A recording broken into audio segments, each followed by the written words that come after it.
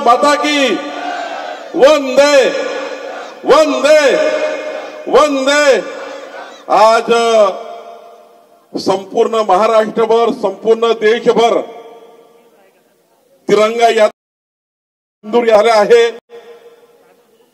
संपूर्ण महाराष्ट्रातल्या 14 कोटी जनतेने मोदीजींच्या मागे देशाच्या सैनिकाच्या मागे आहोत असं प्रदर्शन तिरंगा यात्रेच्या माध्यमातून सुरू केलं आहे। आत्ताच नागपूरमध्ये एक मोठी यात्रा झाली।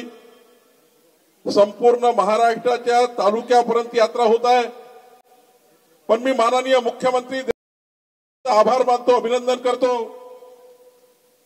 त्यांनी खापरखेडा ग्रामपंचायत मध्ये येऊन ही यात्रा केली आणि तिरंगा यात्रेमध्ये ते सहभागी झाले। ग्रामपंचायतच्या क्षेत्रामध्ये माननीय मुख्यमंत्री तिरंगा यात्रेला आले आहे आणि मोठ्या संख्येने इथून माझी नजर जाते तिथपर्यंत या ठिकाणी वेगवेगळ्या समाजातले वेगवेगळ्या धर्माचे सांप्रदायिक या ठिकाणी सर्व धर्माचे सर्व समाजाचे वारकरी संप्रदायाचे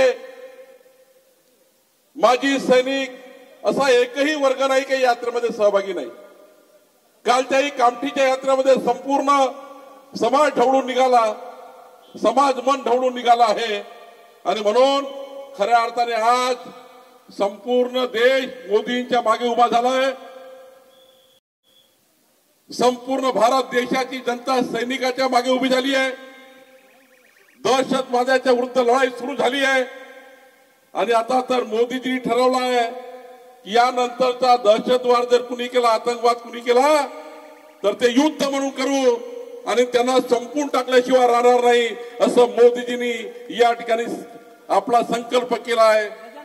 संपूर्ण जगाला आता विश्वास झाला आहे की भारत देश दहशतवादाविरुद्ध लढू शकतो आणि या जगातला दहशतवाद निपटवण्याची ताकद कुणामध्ये आहे, ती भारतामध्ये आहे, मोदीजीमध्ये आहे। हे आता त्या ठिकाणी सिद्ध झालं आहे आणि म्हणून पाकिस्तानमध्ये घुसून त्या ठिकाणी या दहशतवादाचा खात्मा करणाऱ्या आपल्या सैनिकांना मी नमन करतो, मोदीजींना त्या ठिकाणी आभार मानतो आणि मी जास्त वेळ घेणार नाही कारण कालच मी बोललो आहे। मी माननीय मुख्यमंत्री देवेंद्र फडणवीसजींना विनंती करतो की त्यांनी आपल्या समोर या ठिकाणी तिरंगा